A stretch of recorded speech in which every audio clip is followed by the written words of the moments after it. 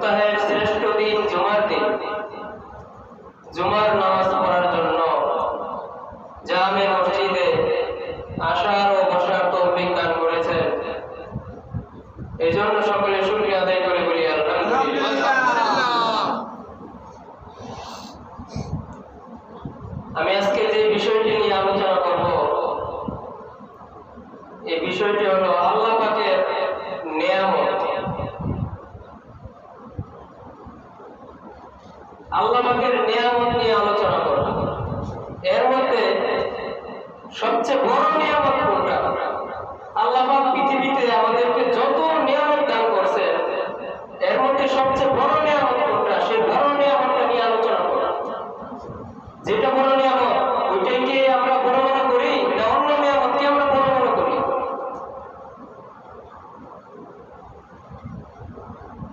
যেটা বড় নিয়ামত, ওটা সম্পর্কে আল্লাহ পাক কোরআনে নিজেই বলছে, যেটা তোমাদের জন্য সবচেয়ে বড় নিয়ামত।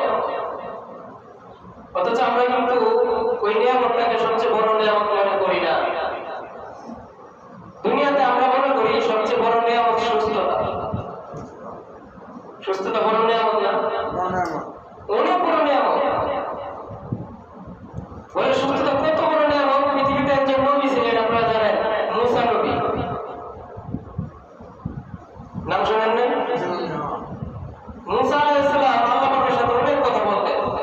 আমরা যেমন মানুষেরা একে অপরের সাথে অনেক সময় মজা করে অনেক কথা বলি, একটু হাসি ঠাট্টা করি, যে ভাই একটু মজা করলাম আপনার সাথে, একটু আনন্দ ফুর্তি করলাম, এমনিই বললাম, একটু হাসাই আমারটাকে। এরকম মুসা নবী আল্লাহ পাকের সাথে অনেক কথা বলতেন। একদিন মুসা নবী আল্লাহকে ডাকতে বলেন, আল্লাহ ধৈর্য নেন কিছু সময়ের জন্য, আমি মুসা যদি আল্লাহ হই আর আপনি আল্লাহ যদি মুসা হন, তাহলে আপনি আমার কাছে কি চাইবেন? আমি মুসা আর আপনি তো আল্লাহ, আপনার কাছে তো আমি অনেক কিছু চাই, কিন্তু কিছু সময়ের জন্য ধৈর্য নেন, আপনি হবেন মুসা আর আমি মুসা হইব আল্লাহ কিছু সময়ের জন্য। তখন আপনি মুসা, আমি আমার কাছে কি চাইবেন? তখন আল্লাহ পাক মুসা নবীকে ডাক দিয়ে বলেন, মুসা রে, তুমি যদি আল্লাহ হও আর আমি যদি মুসা হইতাম, তুমি যদি আল্লাহ হইতা, সর্বপ্রথম তোমার কাছে যে জিনিসটা চাইতাম, ওই জিনিসের নাম সুস্থতার নিয়ামত। সুবহানাল্লাহ, সুবহানাল্লাহ। সুস্থতা কত বড় নিয়ামত হইলে আল্লাহ পাক যদি মুসা হইতেন আর মুসা যদি আল্লাহ হইতো, আল্লাহ পাক সর্বপ্রথম এই সুস্থতা চাইতেন। কত বড় নিয়ামত! আরে সুস্থ থাকলেই তো আপনি মসজিদে আসবেন, সুস্থ থাকলেই তো আপনি চাকরি করবেন, সুস্থ থাকলেই তো আপনি ব্যবসা করবেন, সুস্থ থাকলেই তো আপনি ঢাকায় যাবেন, সুস্থ থাকলেই তো কোনো অনুষ্ঠানে যাবেন, সুস্থ থাকলেই তো একটা মিটিং করবেন। সব কিছু বলে সুস্থতা। সুস্থতা আপনি কি বুঝবেন? আপনি তো বুঝবেন না। আল্লাহ না করো আপনার একটা হাত ভেঙে যায়, তখন বুঝবেন আল্লাহ কত বড় নিয়ামত সুস্থতা। আল্লাহ না করো আপনার যদি একটা চক্ষু চলে যায়, তখন বুঝবেন সুস্থতা শরীর অনেক বড় নিয়ামত। আপনার একটা পা যদি অ্যাক্সিডেন্ট হয়ে মোটর সাইকেলে একটা পা ভেঙে যায়, তখন বুঝবেন কত বড় নিয়ামত। এখন আমরা সুস্থ আছি, বুঝে আসে এটা আমরা জানি যে সুস্থতা সবচেয়ে বড় নিয়ামত, অথচ সুস্থতা কিন্তু সবচেয়ে বড় নিয়ামত না। এর চাইতেও বড় একটা নিয়ামত আল্লাহ পাক আমাদেরকে দান করছেন, যে নিয়ামতটা আল্লাহ পাক মুসা নবীর উম্মতকে দান করেন নাই, ঈসা নবীর উম্মতকে দান করেন নাই, দাউদ নবীর উম্মতকে দান করেন নাই, নূহ নবীর উম্মতকে দান করেন নাই, পৃথিবীর কোন নবীর উম্মতকে দান করেন নাই, একমাত্র শেষ নবীর উম্মতকে দান করছেন। সুবহানাল্লাহ। ওইটা হলো সবচেয়ে বড় নিয়ামত। আর এই সুস্থতা হলো 2 নম্বর। সুস্থতা 1 নম্বর না, 1 নম্বরে আছে আল্লাহ পাক ওই নিয়ামতটা, যেটা একটু পরে আমি বলবো। এর আগে আসে আমরা ছোটখাটো কয়েকটা নিয়ামত নিয়ে আলোচনা করি। কারণ এই জন্য আমি বলতে চাইতেছি, কারণ আমরা নিয়ামত বুঝি না, এই জন্য নিয়ামত মূল্যায়ন করি না। আমরা নিয়ামত বুঝি, আলহামদুলিল্লাহ ভালো খাইলাম, এটা নিয়ামত। ভালো কাপড় পরলাম, নিয়ামত। আল্লাহ পাক আমাকে ভালো একটা বাড়ি দিয়েছেন, সুন্দর একটা বাড়ি করছি, নিয়ামত। এই অল্প কয়েকটা জিনিসকে আমরা নিয়ামত বলি। অথচ জন্ম থেকে মৃত্যু পর্যন্ত প্রত্যেকটা পথে পথে, প্রত্যেকটা মুহূর্তে মুহূর্তে, প্রত্যেকটা নিঃশ্বাসে নিঃশ্বাসে আল্লাহ পাকের কুদরতি নিয়ামতের ভিতরে আমরা আছি। কথা বলেন ঠিক কিনা? আমরা তো মনে করি আত্মীয় স্বজন নিয়ামত। আত্মীয় স্বজন নিয়ামত না? ভাই বোন, পাড়া প্রতিবেশী, বন্ধু বান্ধব সব নিয়ামত। আকাশের চন্দ্রটা আপনার জন্য নিয়ামত, সূর্যটা আপনার জন্য নিয়ামত, গাছপালা, তরুলতা, গরু, ছাগল, ভেড়া, সব আপনার জন্য নিয়ামত। বলে হুজুর আত্মীয় স্বজন এটা আবার কিভাবে নিয়ম? এটা অনেকে বুঝে না। আরে আত্মীয় স্বজন এটা নিয়ামতের কি? আপনি বুঝবেন না তো।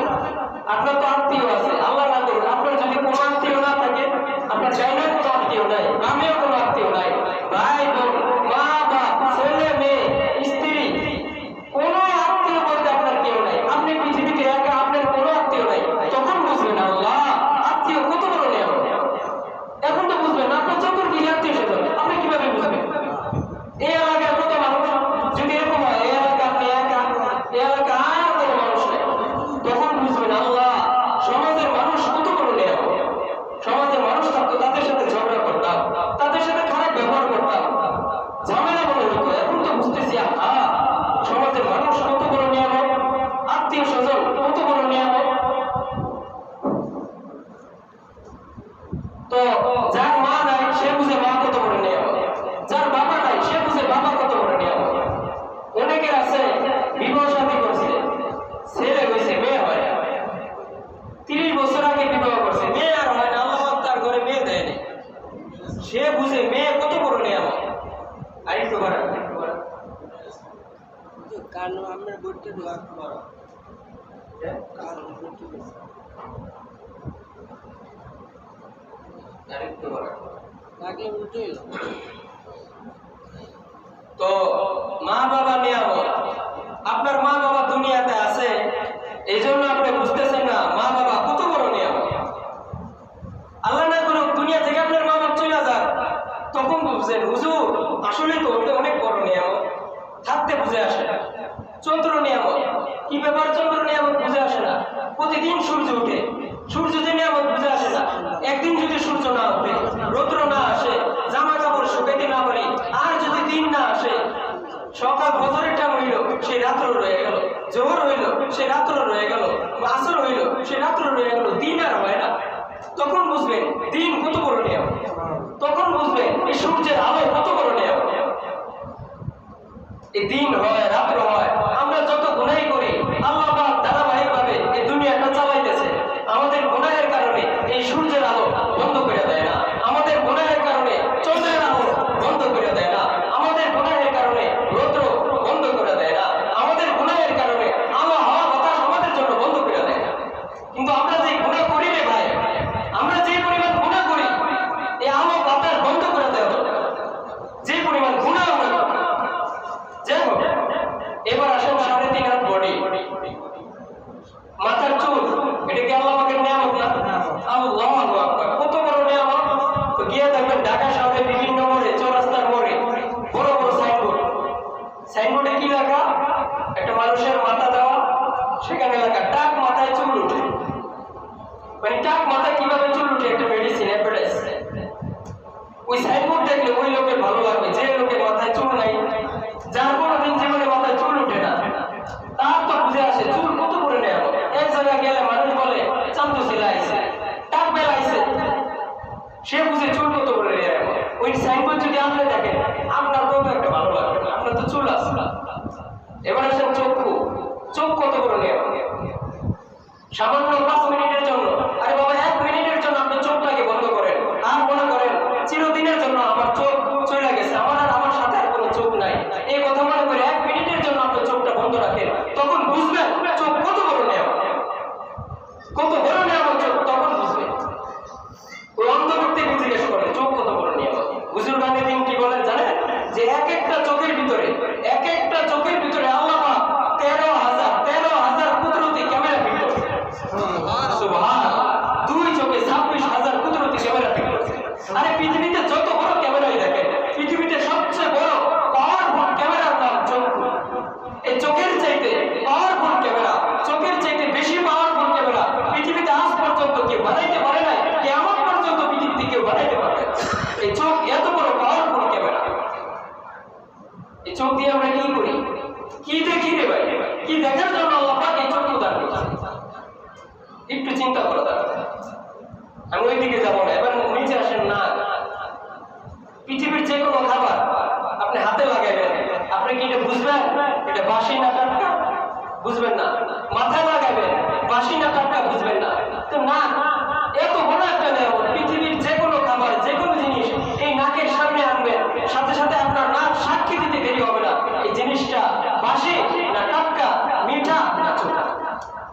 এবার আসেন জিহ্বা, কত বড় নিয়ামত। ও আমার ভাইরা, এই আলোচনাটা আপনার কাছে স্বাভাবিক মনে হতে পারে, কিন্তু আপনার ভিতরে যদি ঈমান থাকে, আপনি যদি ঈমান ওয়ালা হন, আপনি যদি আল্লাহ ওয়ালা হন, আল্লাহ রাসূলকে যদি আপনি ভালোবাসেন জীবনের চাইতো, এই কথাগুলো আপনার কাছে সাধারণ মনে হবে না।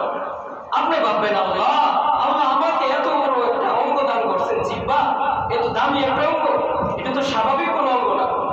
কি একটা বস্তুর টুকরা, কি পাওয়ারফুল। পৃথিবীর যে কোনো খাবার আপনি হাতে সারাদিন ধরবেন, আপনার হাত বলতে পারবে না এটা চোখাটা মিষ্টি, পায়ে ধরবেন হাত বলতে পারবে না এটা চোখাটা মিষ্টি, মাথায় ধরবেন, পেটে ধরবেন, পিঠে ধরবেন, সারা শরীরে ধরবেন, পৃথিবীর যে কোনো খাবার কোনোদিন আপনার কোনো অঙ্গ বলতে পারবে না এটা চোখাটা মিষ্টি। কিন্তু আল্লাহ আপনার মুখের ভিতরে এত চমৎকার একটা গোস্তের টুকরা দিয়ে দিয়েছেন জিহ্বা, এই গোস্তের টুকরার সাথে পৃথিবীর যে কোনো খাবার লাগাইতে দেরি হবে, আর গোস্তের টুকরা বলতে দেরি হবে না এই খাবারটা টক না মিষ্টি না ঝাল। সুবহানাল্লাহ, কথা বলেন ঠিক না? কি দিছেন আল্লাহ, কি পাওয়ারফুল।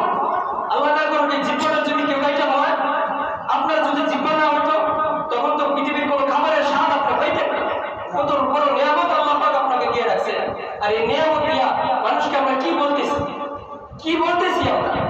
এই নিয়ামত দিয়ে তো কোরআন তেলাওয়াত করা দরকার, আল্লাহর জিকির করা দরকার, মাওলাকে ডাকা দরকার, রাসূলের ভালোবাসার কথা বলা দরকার। কি করতেছি এই জিহ্বাটা দিয়ে? হালাল জিনিস এই জিহ্বায় লাগানো দরকার। আজকে মানুষ নির্দ্বিধা হারাম জিনিস এই জিহ্বায় লাগাইছে। এবার আসেন হাত পা, কোন অঙ্গের কথা বলবে, কোন অঙ্গটা ছোট নিয়ামত। আরে হযরত হাকিম আখতার সাহেব রাহমাতুল্লাহি আলাইহি, করাচির পীর হাকিম আখতার সাহেব রাহমাতুল্লাহি আলাইহি, উনি বলেন আল্লাহ পাক আমাদেরকে এত এত নিয়ামত দান করছে, যদি এক একটা নিয়ামতের শুকরিয়া আদায় করার জন্য আমরা কিয়ামত পর্যন্ত সিজদায় পড়ে থাকি, কিয়ামত পর্যন্ত যদি সিজদায় পড়ে থাকি, আল্লাহ পাকের এক একটা নিয়ামতের শুকরিয়া আদায় করা শেষ হবে না। আবার বুজুর্গানে দিন আরো বলেন, কি বলেন? এটা কোরআনের আয়াতের দিকে বলে, ওয়া ইন তাউদ্দু নি'মাতাল্লাহি লা তুহসুহা। আল্লাহ নিজেই বলতেছেন ওই কথাটাই বুজুর্গানে দিন আরো চমৎকার ভাবে বলছেন। কিভাবে বলছেন? বলে আল্লাহ পাকের এত এত নিয়ামত, আল্লাহ পাকের নিয়ামত তুমি গয়না শেষ করতে পারবা? কিভাবে করবা? আরে আল্লাহর নিয়ামত গণনা করার জন্য পৃথিবীর যত গণ্যওয়ালা আছে সব গণ্যওয়ালাকে যদি একসাথে করো, পৃথিবীর যত গণনার মেশিন আছে সব মেশিনগুলোকে যদি একসাথে করো, আল্লাহর নিয়ামত গণতে গণতে গণতে গণতে এই গণকের মৃত্যু হবে, গণ্যওয়ালাদের মৃত্যু হবে, এই গণনার মেশিন নষ্ট হবে, কিন্তু আল্লাহ পাকের নিয়ামত গণনা করে শেষ করা যাবে না। সুবহানাল্লাহ, কত নিয়ামত। কিন্তু আমি বলতেছিলাম পৃথিবীর সবচেয়ে বড় নিয়ামত এই যে, এখন আমি বলবো ভালো করে শুনে, এই যে এতগুলো নিয়ামত, এর ভিতরে পৃথিবীর সবচেয়ে বড় নিয়ামত না রে ভাই, আদম আলাইহিস সালামের নাম শুনছেন না? আদি পিতা আদম আলাইহিস সালাম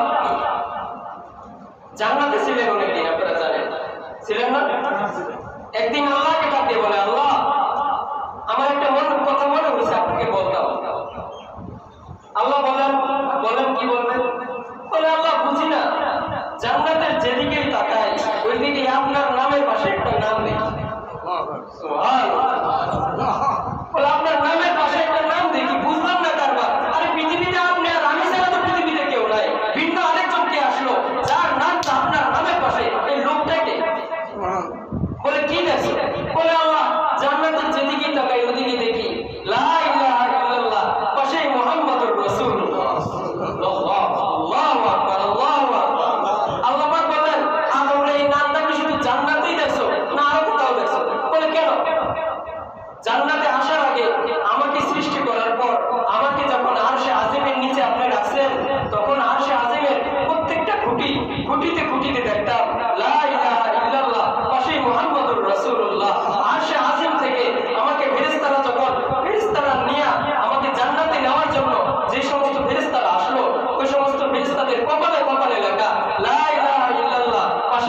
মুহাম্মাদুর রাসূলুল্লাহ।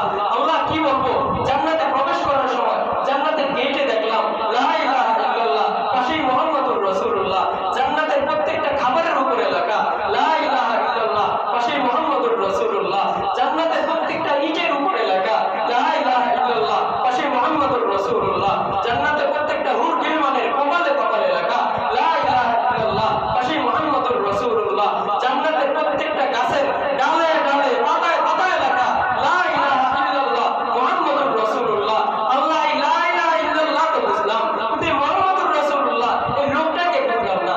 তখন আল্লাহ পাক ডাক দিয়ে বলেন, আদম রে, এই লা ইলাহা ইল্লাল্লাহ বুঝলা আর মুহাম্মাদুর রাসূলুল্লাহ বুঝলা না। আরে আদম শোনো, এই মুহাম্মাদুর রাসূলুল্লাহ এমন দামি একজন ব্যক্তি, তাকে আমি না বানাইলে তুমি আদমকেও আমি বানাইতাম।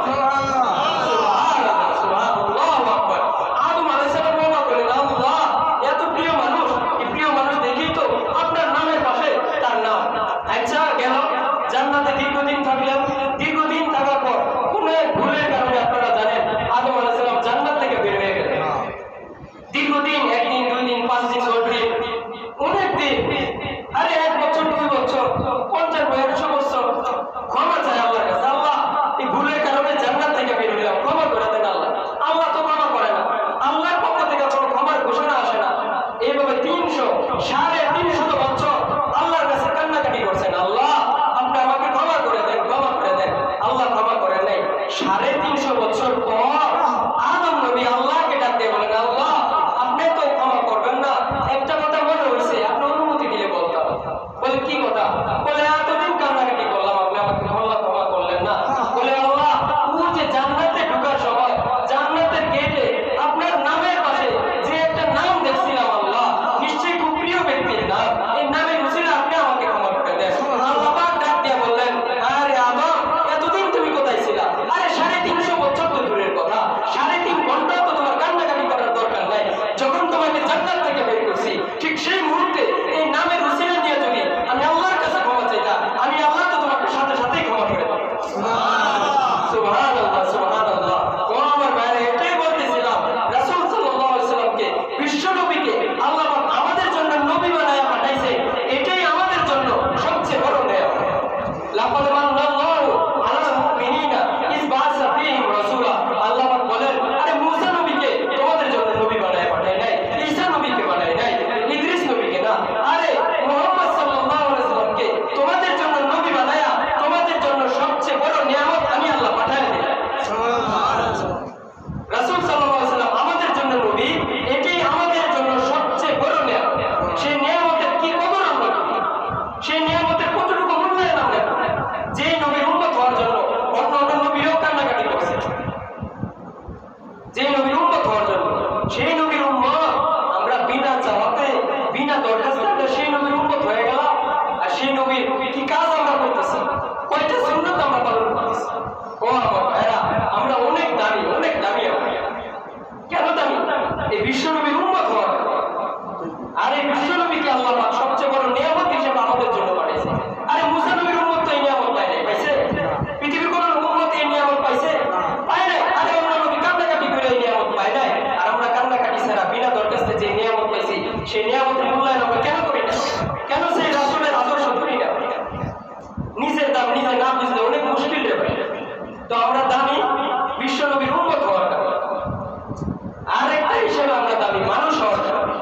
আমরা 2 দিক থেকে দামি। এক তো মানুষ হিসেবে আশরাফুল মাখলুকাত, মানুষ হিসেবে দামি।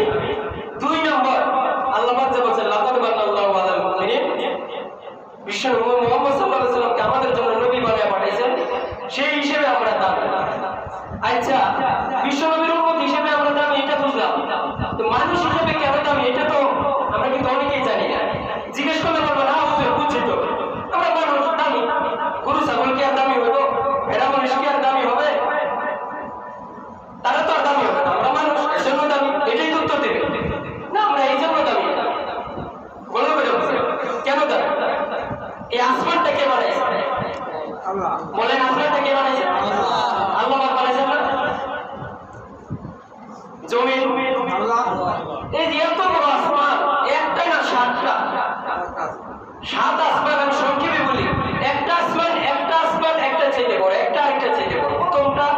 দ্বিতীয়টা প্রথমটার চাইতে বড়, তৃতীয়টা দ্বিতীয়টার চাইতে বড়।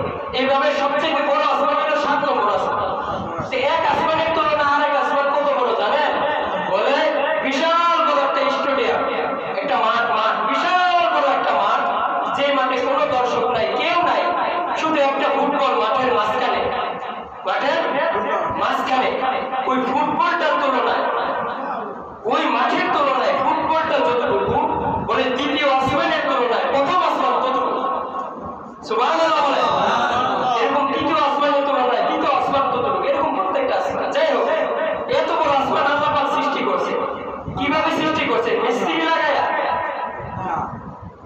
লাগায়া, অনেকদিন দিন মজুরি খাটায়া না। আল্লাহ পাক বলে নিজা আরো তো সেই আর ইয়াকুল আল্লাহ কোন আরবি 29টা হরফের 2টা হরফ কাম আর নুন, এই 2টা হরফ যখন একসাথে হয় তখন হয় কোন অর্থ হয়ে যাও। আল্লাহ পাক বলেন আমি খালি বলতে দিই, কোন বলতে দিই, কোন হইতে দিই। আরে আসমান, এত বড় আসমান দেখো কিভাবে বানাইছে। আমি শুধু বলছি হও, সাথে সাথে হয়ে গেছে। কোন হইতে দিই। এবার আল্লাহ পাককে জিজ্ঞেস করেন যে আল্লাহ এত বড় আসমান বানাইলেন কোন বলার দ্বারা, তাহলে 7 জমিন কিভাবে বানাইলেন? বলে আমি কোন বলছি হয়ে গেছে। বলে আল্লাহ এত বড় বড় সাগর সমুদ্র কিভাবে বানাইলেন? বলে কোন বলছি হয়ে গেছে। বলে আল্লাহ গরু ছাগল ভেড়া মহিষ কিভাবে বানাইলেন? বলে কোন বলছি হয়ে গেছে। বলে আল্লাহ এত বড় বড় ফেরেশতাদেরকে কিভাবে বানাইলেন? বলে কোন বলছি হয়ে গেছে। বলে আল্লাহ এত বড় বড় জান্নাত জাহান্নাম কিভাবে বানাইলেন? বলে কোন বলছি হয়ে গেছে। বলে আল্লাহ জিন পরি কিভাবে বানাইলেন? বলে কোন বলছি হয়ে গেছে। বলে আল্লাহ আরশ কুরসি লৌহ কলম কিভাবে বানাইলেন? বলে কোন বলছি হয়ে গেছে। বলে আল্লাহ আজরাইল আমাদের জান কবজ করে, সে আজরাইলকে কিভাবে বানাইলেন? বলে কোন বলছি হয়ে গেছে। বলে আল্লাহ জিবরাইল এত দামি ফেরেশতা, সে জিবরাইলকে কিভাবে বানাইলেন? বলে কোন বলছি হয়ে গেছে। এবার সর্বশেষ আল্লাহকে জিজ্ঞেস করেন, মসজিদের সভাপতি সাহেব আর সেক্রেটারি সাহেবকে নিয়ে আল্লাহকে জিজ্ঞেস করেন আল্লাহ তারা তো মানুষ, আমরা মানুষ, যে হুজুর বয়ান করতেছে হুজুর মানুষ, আমাদের মানুষদেরকে কিভাবে বানাইলেন? আল্লাহ পাক উত্তর দিবেন ফালাক্তু রুবিয়া দেইয়া বান্দারে সারা পৃথিবী বানাইছি কোন বলার দ্বারা, আর তোদেরকে বানাইছি আমি নিজের হাতের দ্বারা। সুবহানাল্লাহ, সুবহানাল্লাহ। ও আমার ভাইরা, আমরা কত বড় দামি, আল্লাহ পাক আমাদেরকে নিজের হাতের দ্বারা বানাইছে, নিজের হাতের দ্বারা। আমরা দামি এজন্য, মানুষ হওয়ার কারণে দামি না, মানুষদেরকে আল্লাহ পাক নিজের হাতের দ্বারা বানাইছে। আজকে প্রধানমন্ত্রী যদি আমার গায়ে হাত দেয়, আমি তো মনে করবো ও আমি তো বড় সৌভাগ্যবান। আজকে বড় এমপি যদি আমার গায়ে হাত দেয়, আমি মনে করি আমি বড় সৌভাগ্যবান। আরে আপনি ফকির হন, মিসকিন হন, রাজা হন, বাচ্চা হন, যেই হন আপনি, আপনাকে আল্লাহ পাক নিজের হাতে বানাইছে। আপনি কত বড় দাম। নিজেকে কেন সৌভাগ্যশীল মনে করেন? নিজেকে দামি মনে করেন, নিজেকে দামি মনে করেন। ও আমার ভাইরা, নিজের দাম কতটা বেশি। পৃথিবীর এমন কোনো মানুষ নাই যার গায়ে আল্লাহর কুদরতি হাতের ছোঁয়া লাগে। সুবহানাল্লাহ। আরে প্রধানমন্ত্রীর গায়ে লাগছে, আপনার ফকির মিসকিন, আপনার গায়ে আমার হাতের ছোঁয়া লাগছে, আমার হাতের ছোঁয়া আপনার গায়ে লাগছে, আপনার কত বড় সৌভাগ্য। এই জন্য আমরা নিজের দাম বুঝি না, আমল করি না। অনেকে আবার কি বলে জানেন, হুজুর এত যদি সুন্নত মানি, এত যদি রাসূলকে মানতে চাই, এত যদি নিজের দাম বুঝতে চাই, তাহলে একটু ইসলাম মাইন্ডে চলতে হবে। এত ইসলামের দিকে চললে বড় সংসার খালি অভাব আর অভাব। দাঁড়িয়ে রাখলে, নামাজ পড়লে, এত জিকির আজকার করলে, এত ইসলামের ভিতরে চললে হুজুর এত সুন্নত টুন্নত মানতে পারবো না। ওই সুন্নত টুন্নত হুজুর আপনারা মানেন, এটা আমরা পারবো না। এত সুন্নত মানতে গেলে, এত দিনের উপরে থাকতে গেলে হারাম খাইতে পারি না, একটু বাজ বিচার করে চলতে হয়। সংসারে অভাব আর অভাব, এইভাবে তো চলে না। এটি ফায়দা বসে। ও আমার ভাইরা, যারা এই সমস্ত কথা বলেন, আপনাকে বলবো আপনি দিন বুঝেন নাই, আপনি দিন ইসলাম বুঝেন নাই। দিনের ভিতরে থাকলে আপনার সংসারে অভাব হবে, আপনার ভিতরে ঈমানের দুর্বলতা আছে। এই কথা আপনি কিভাবে বলেন? দিন মানলে, ইসলাম মানলে সংসারে অভাব হবে। তাহলে শুনেন, পৃথিবীর মানচিত্রে একটা দেশ আছে না, মিশর। মিশরের রাজধানী কায়রো। কায়রো শহরের সবচেয়ে টপ লেভেলের সন্ত্রাস হাফিজ। এমন কোন আকাম কুকাম নাই যে সে করে, সব ধরনের অপরাধ করছে। এলাকার মানুষ তাকে দেখতে পারে না, কিন্তু তার স্ত্রীটা অনেক ভালো। স্ত্রী বুঝাইলো আপনি বুঝেন, আপনি ভালো হন, যেন আল্লাহ পাকের ইচ্ছা। একসময় সে তার মনটা ভালো হইল, কোন এক হকানি পীরের কাছে গিয়ে মুড়ি ধরছে। পীর বললো বাবা তুমি সংশোধন হইবা না, তোমাকে আল্লাহ ক্ষমা করবে না, শর্ত আছে। তুমি যে জুলুম নির্যাতন করছো মানুষের উপরে, বাজারে যাইবা, একটা মাইক নিবা, হ্যান্ড মাইক নিয়ে বাজারে বলবা আমি হাফিজ, আমি অনেক খারাপ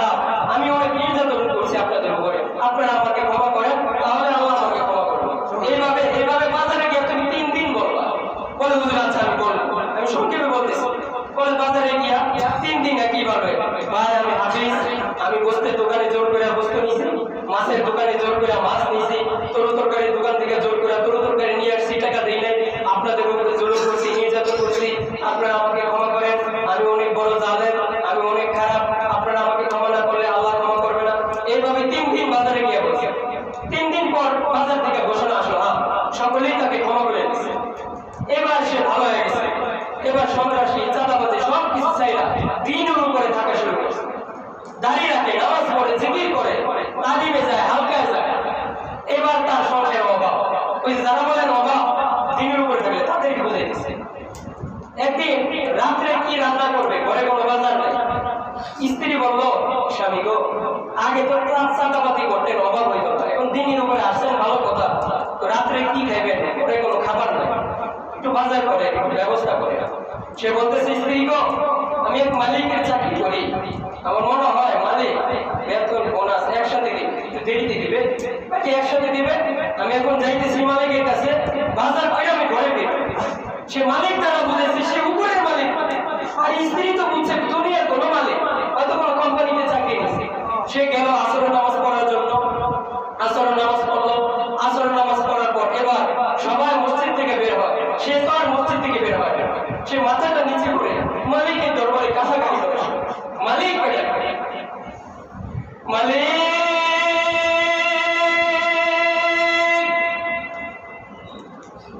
আমি যে তোমার চাকরি করি, এটা পৃথিবীর কেউ জানুক আর না জানো, অন্তত তুমি মালিক ভালো করে জানো গো। স্ত্রী ভেবেছে হয়তো দুনিয়ার কোন মালিকের চাকরি করি, না রে মালিক, আমি একমাত্র তোর চাকরি করি। স্ত্রীর সামনে আর বেইজ্জতি করেন না, কারণ স্বামীর সবচেয়ে বড় অপমান স্ত্রীর সামনে অপমান, মা বাবার সবচেয়ে বড় অপমান সন্তানের সামনে অপমান। ও মালিক, স্ত্রীকে কথা দিয়ে এসেছি, অভয় দিয়ে এসেছি, বেতন বোনাস একসাথে দিবে, এখন আমি কোন মুখে স্ত্রীর কাছে যাব? ভাইরা আমার, হাফিজ মিশর এই কথাটা বলতে বলতে মসজিদ থেকে বের হয়ে গেল, মাথাটা নিচু করে বাড়ির দিকে যায়, লজ্জায় মাথা তুলে না, চোখের পানি গুলো চোখ দিয়া গড়ায় গো। হঠাৎ করে চোখের পানি গুলো হাতের দুই আঙ্গুলের মাধ্যমে ছাড়া দেওয়ার সময় তার নজরটা তার বাড়ির দিকে পড়ল। তাকাইয়া দেখে বন্ধু, হাফিজের বাড়ির চুলার ঘর থেকে আগুনের ধোঁয়া দেখা যায়। আল্লাহু আকবার। হাফিজ দৌড় দিল বাড়ির দিকে, স্ত্রী কারো কাছ থেকে হাওড়া করে আনলো নাকি, আমি তো এখনো বাজার করি নাই, এখনো তো আমি টাকা পয়সা পাই নাই। দৌড়ায়া বাড়ির ঘরের দরজার সামনে দাঁড়ায়া গেল, দাঁড়ায়া উঠানের দিকে তাকাইয়া দেখে উঠান ভর্তি চাউলের বস্তা, ডাউলের বস্তা। বাচ্চারা চাউলের বস্তা, ডাউলের বস্তার উপরে মনের আনন্দে লাফাইতেছে। পাকের ঘরে গিয়া দেখে স্ত্রী খুব মনের আনন্দে রান্না বান্না করতেছে। স্ত্রীর কানে কানে গিয়া বলে, বেবি গো, সত্যি করে বলো না ঘটনাটা কি, আমি তো এখনো বাজার করি নাই। স্ত্রী ডাক দিয়া বলে, ও স্বামী, কেন? আপনি না বলছেন আপনার মালিক অনেক ভালো, আপনি না বলছেন আপনার মালিক বেতন বোনাস একসাথে দিবে। ও স্বামী,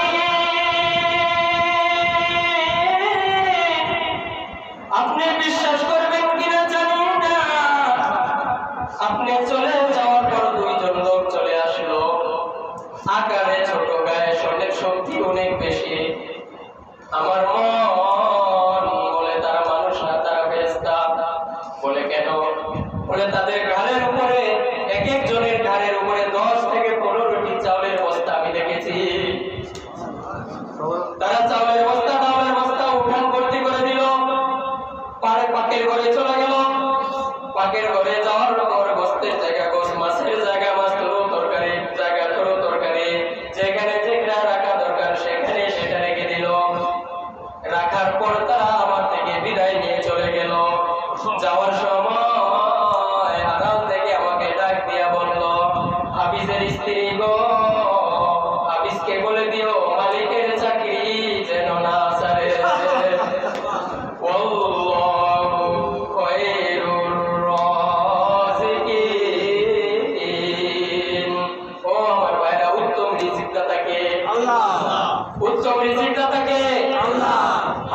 মাথা